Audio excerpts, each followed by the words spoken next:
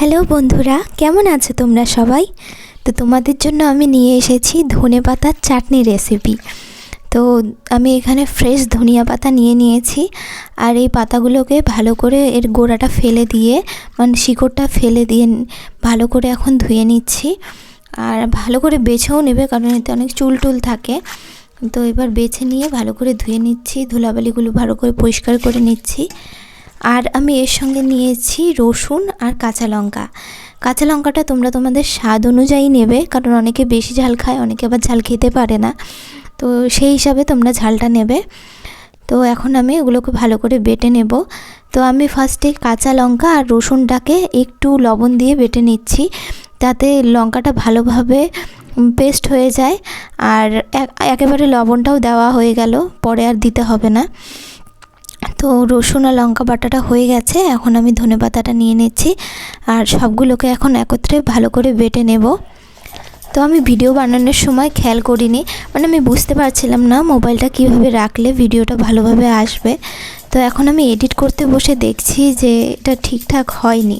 তো তোমরা একটু অ্যাডজাস্ট করে দেখে নিও, পরের বার থেকে আমি খেয়াল রাখবো যাতে ভালোভাবে ভিডিওটা আমি শ্যুট করতে পারি।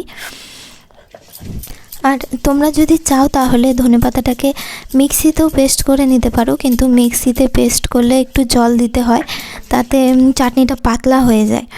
আর শিলনোড়াতে করলে এখানে জলের প্রয়োজন হয় না, এক দুবার বেটে নিলেই হয়ে যায়। এবার আমি কাঁচা সর্ষের তেল নিয়ে নিচ্ছি, এতে এর ফ্লেভারটা ভালো আসবে। আর এই তো একটু ডেকোরেশন করে নিলাম, একটা কাঁচা লঙ্কা দিয়ে দিলাম এর উপরে। তো রেডি হয়ে গেছে ধনেপাতার চাটনি। এটা বানাতে একেবারে কম সময় লাগে, মানে 2-3 মিনিটে এটা রেডি হয়ে যায়। তোমরা গরম গরম ভাতের সঙ্গে এটা খেতে পারো, খুবই টেস্টি লাগবে। আর বাড়িতে যদি কোনো রিলেটিভ আসে, তোমরা ঝটপট এটা বানিয়ে পরিবেশন করতে পারবে, কারণ সময়টা যেহেতু কম লাগে। আর এটা ভাত ছাড়া আমার মনে হয় রুটি দিয়েও খেতে ভালো লাগবে, রুটি দিয়ে বা পকোড়া দিয়ে, এইসব দিয়ে ভালো লাগবে খেতে।